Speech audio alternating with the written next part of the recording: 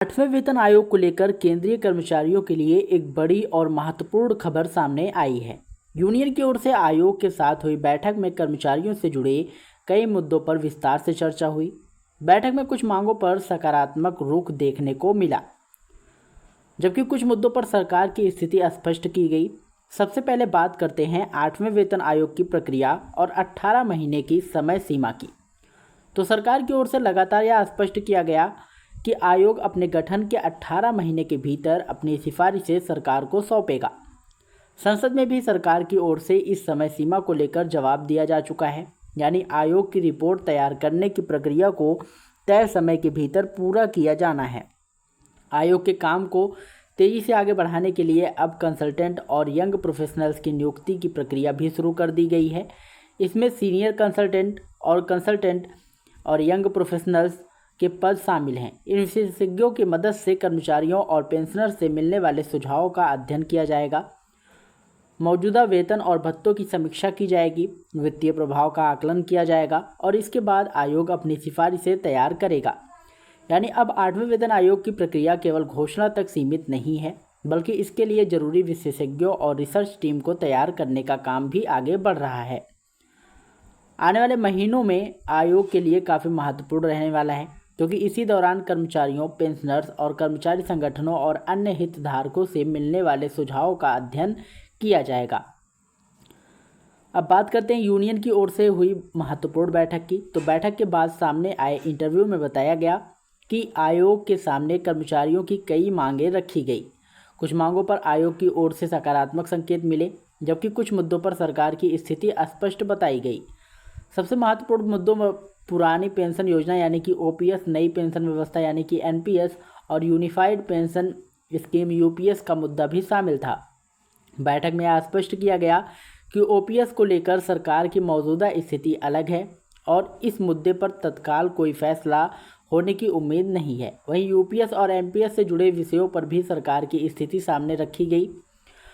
हालांकि कर्मचारियों की कई दूसरी मांगों को आयोग ने गंभीरता से सुना और उन पर विचार किए जाने के संकेत दिए गए। इसका मतलब यह है कि कर्मचारियों की सभी मांगें एक साथ स्वीकार होंगी, ऐसा कहना अभी सही नहीं होगा, लेकिन कई मुद्दों पर सकारात्मक उम्मीद जरूर बनी हुई है। बैठक के दौरान 8वें वेतन आयोग की रिपोर्ट के समय पर प्रस्तुत करने को लेकर भी चर्चा हुई। यूनियन की ओर से यह उम्मीद जताई गई कि आयोग तय समय सीमा के भीतर अपनी रिपोर्ट सरकार को सौंप सकता है।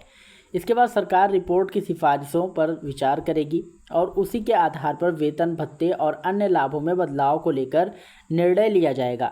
एरियर और बढ़ी हुई सैलरी को लेकर भी चर्चा सामने आई है। हालांकि कर्मचारियों को यह समझना जरूरी है कि जब तक सरकार की ओर से वेतन संशोधन और एरियर की तारीख को लेकर आधिकारिक आदेश जारी नहीं होता, तब तक किसी निश्चित तारीख को अंतिम नहीं माना जा सकता। इसलिए इस मामले में आधिकारिक आदेश का इंतज़ार करना जरूरी है। वहीं संसद में 8वें वेतन आयोग को लेकर सरकार से लगातार सवाल पूछे जा रहे हैं और सरकार की ओर से बार बार यही जवाब दिया जा रहा है कि आयोग अपनी सिफारिशें निर्धारित 18 महीने की अवधि में प्रस्तुत करेगा।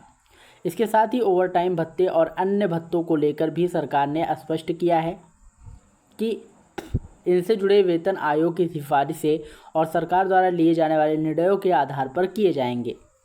इसका मतलब यह है कि 8वें वेतन आयोग की रिपोर्ट आने के बाद कर्मचारियों के वेतन के साथ साथ भत्तों और अन्य वित्तीय लाभों पर भी असर पड़ सकता है।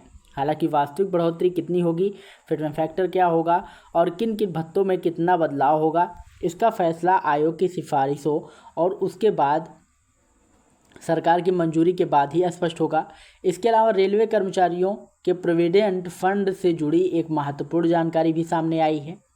दूसरे क्वार्टर यानी कि 1 जुलाई 30 दिसंबर से अवधि के लिए रेलवे प्रोविडेंट फंड पर 7.1% ब्याज दर निर्धारित होने की जानकारी दी गई है। इससे जुड़े आदेश भी जारी किए गए हैं। तो कुल मिलाकर 8वें वेतन आयोग को लेकर इस समय 3 बातें सबसे ज़्यादा महत्वपूर्ण है। पहली, आयोग की रिपोर्ट के लिए 18 महीने की समय सीमा तय। दूसरी, आयोग के काम को आगे बढ़ाने के लिए कंसल्टेंट और यंग प्रोफेशनल्स की नियुक्ति की प्रक्रिया शुरू हो चुकी है। और तीसरी, कर्मचारियों की विभिन्न मांगों पर आयोग और सरकार के स्तर पर लगातार चर्चा चल रही है। अभी सबसे ज़रूरी बात यही है कि कर्मचारी किसी भी वायरल खबर या अनुमान के आधार पर वेतन बढ़ोतरी, फिटमेंट फैक्टर या एरियर की निश्चित राशि को अंतिम ना माने। जब सरकार की ओर से कोई आधिकारिक आदेश जारी होगा तभी पूरी तस्वीर साफ होगी। तो दोस्तों, आशा करता हूँ ये जानकारी आपको पसंद आई होगी। अगर वीडियो पसंद आया हो तो वीडियो को लाइक करिएगा, शेयर करिएगा और यदि चैनल पर पहली बार आए हो तो चैनल को सब्सक्राइब करके बेल आइकन जरूर दबाइएगा, क्योंकि हम ऐसी महत्वपूर्ण अपडेट्स आप लोगों के लिए हमेशा लाते रहते हैं। मिलते हैं नई वीडियो में नई अपडेट के साथ, तब तक के लिए जय हिंद, जय भारत।